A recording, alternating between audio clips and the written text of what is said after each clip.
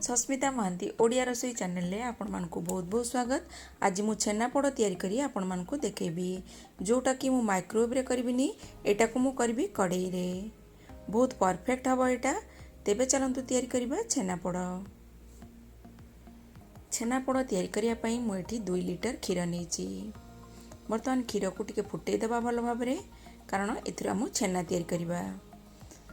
क्षीर को फुटेला बेले मझिरे मझिरे टिके टिके क्षीर को घांटी दौथे कहीं क्षीरटा ना तलू लगिज।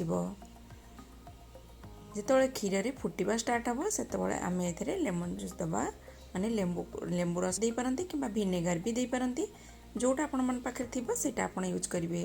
बर्तमान देखो क्षीर फुटवा स्टार्ट हो गलानी। मुझे जेतिकी लेंबूर रस नहीं सेतिकी पानी एथिरे ऐड करछि। मन रखु जेतिकी लेंबूर रस सेतिकी पानी ऐड करके छेना रे पकेबे। जितेबाला आपको छेना रे पकेबे सेतेबाला गैस रो फ्लेम को बंद कर दियंतु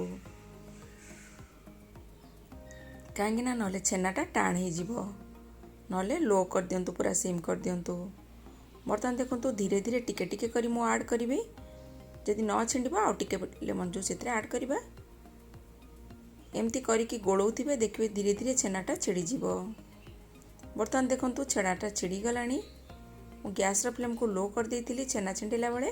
बर्तमान देखो छेनाटा को गोटे अलग जगह को काढ़ी दबा आ भलो भाबरे धोई दबा। बर्तमान मु छेनाटा को गोटे छणा रे छाणी नेलिनी।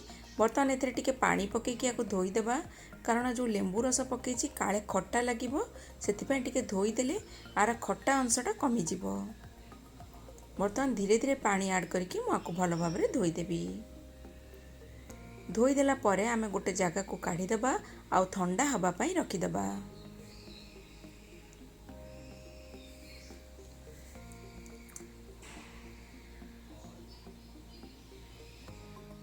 बर्तमान को मु गोटे जगह को काढ़ी देली आउ ठंडा हवा पई रखी देली। ठंडा हला भितरे चलंतु जो थिरे आमे छेना पोड़ को बेक करिबा सेही बासनटा को भलो भाबरे तेल लगे दबा। आ मन रखु छेनार जो पानीटा को रखिए फोपाड़ेनि कारण छेना पानीटा पर दरकार रे आसीबो। बर्तमान ये मु बेक करी। बर्तमान ये मु भलो भाबरे घी लगेदेवी। ये गुआ घी यूज करुच्ची बहुत बढ़िया भाव में यार स्मेल आसो तेणु बाद में गुआ घी यूज करवा। ये मु गुआ घी को भलो भाव में लगेदेली। गोटे पेपर लगेदेली ता उपरे घी भी लगेदेली। बटर पेपर लगे आपण पाखे बटर पेपर नथिले आपण खाली घी लगेदेवे। बटर पेपर लगे कि भलो भाव में घी लगेदेली। बर्तमान छेनाटा ठंडा हो गलानी। आधे टिके टिके छेना पानी भी अच्छी देखो पूरा सुखा करनी छेना पानी भी टिके टिके रहिबो। बर्तमान को भलो भाव में हाथ में चकटी चकटी की भलो भाव में मैश करदबा। ताको भलो भाव में चकटिबा। बर्तमान एथिरे मु सुजी पकेबी 4 चामच 4 बड़ चामच सुजी नहीं गली। आउ टिके छेना पानी पकेबा कारण सुजीटा बहुत पानी को ऑब्जर्व कर निए तेणु छेना पानी 3-4 चामच एठी पकेबा। ताको भलो भाव में गोळेई देबा आ पछरे आउ छेना पानी ऐड करबा। तेणु छेना पानीटा को रखिथिबे आपण फोपाड़ीबेनी। भलो भाव में आको चकटी दउछु देखंतु। भलो भाव में गोळेई देला परे देखंतु एटा भलो भाव में गोळेई देली सुजीटा को।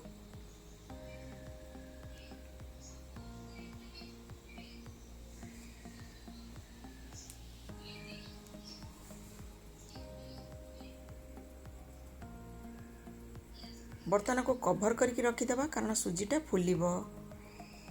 20-30 मिनिट पे आपको रखीदबा। यहाँ मन रखु यहाँ गोटे भल टिप्स कारण सुजीटा पकईकि सांगे सांगे छेनापोड़ करेनि। सुजीटा पकईकि छेना गोले सारापर सुजीटा को अध घंटा रखीदे कारण सुजीटा फुलिबो ताहले छेनापोड़ बहुत परफेक्ट हम। बर्तमान अध घंटा हो गला सुजीटा भल भाव में फुलीगलानी।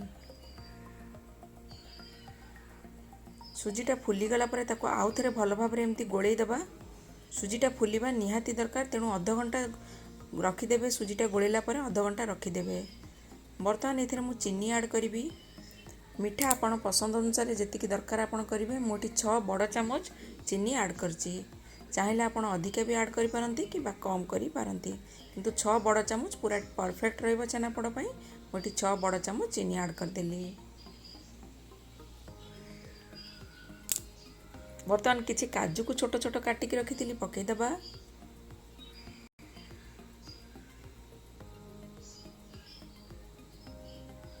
किछि गुजराती गुंड करथिली 1 टीस्पून पकेदेली आउ किछि किसमिस को भी पकेदबा।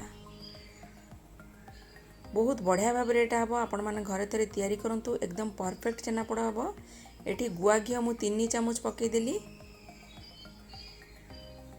बर्तमान को भल भाव में गोले देवी। सबु जिनस को भल भाव में गोले देबा।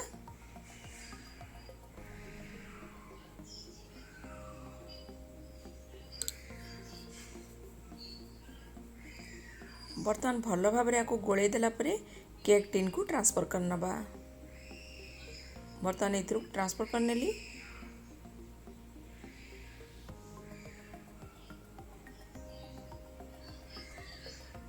बर्तमान आपको टिके टैप कर दबा टिके ऊपर।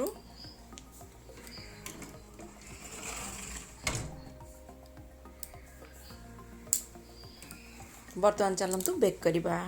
बेक करने मु प्रथमे गोटे कड़े किसी लुण नहीं तापर गोटे जालीर स्टाण्ड रखी। बर्तमान आपको कभर करदेवी आ प्री हिट हाँपाई रखीदेवी।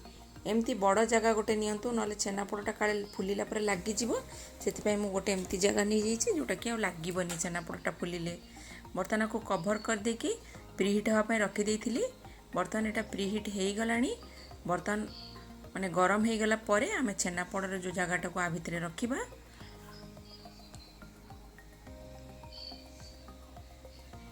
बर्तमान को कभर कर दबा। कभर कला परे आमे आधा घंटा परे पुणी चेक करिबा। आ गैस रा फ्लेम को मीडियम कर दियंतु। मन रखंतु गैस रा फ्लेम को मीडियम कर देबे। आधा घंटा परे आमे चेक करिबा।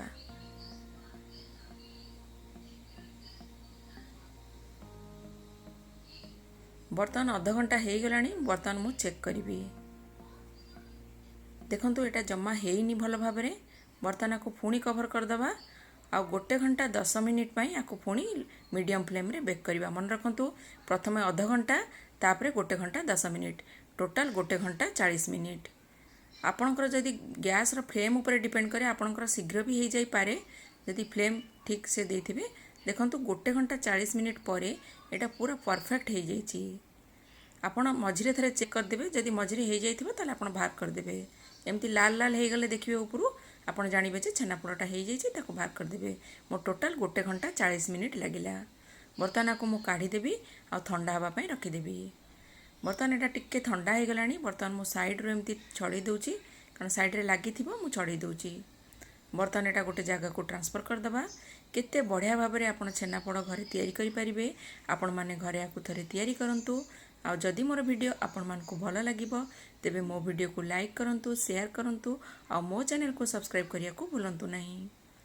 बर्तमान मु आकु काटिकी आपण को देखैबी। देखंतु केते परफेक्ट हेछि। पूरा टिप्स को फॉलो करिवे ना पूरा परफेक्ट छेनापोड़ हबो। आपण माने मो सहित कमेंट सेक्शन में शेयर करंतु आपण छेनापोड़ केमती हैला। बर्तमान आपन काटिकी देखौछि। देखंतु केते बढ़िया भाव रे हेछि। आपण माने घरे आकु थरे तैयारी करंतु।